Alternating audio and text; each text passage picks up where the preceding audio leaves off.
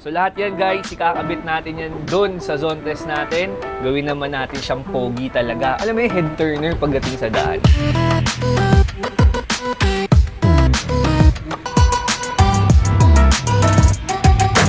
So ano bang meron ako dito? Isa-isahin lang natin. Brief walkthrough lang. Ito guys, yung cover para dun sa mga signal light. Ayun, ang ganda oh. Protector. Steering dampener, meron tayo guys. Nag-upgrade tayo ng performance, lalakas yung motor natin. Kailangan safe at stable yung manibela natin. So ito kakaiba din is yung cover para sa shocks sa front. So dami pa guys, so abangan nyo. Meron din akong lever mismo. So guys, abangan nyo, ikakabit natin lahat yan sa zone test and tingnan nyo kung ano magiging itsura ng zone test natin.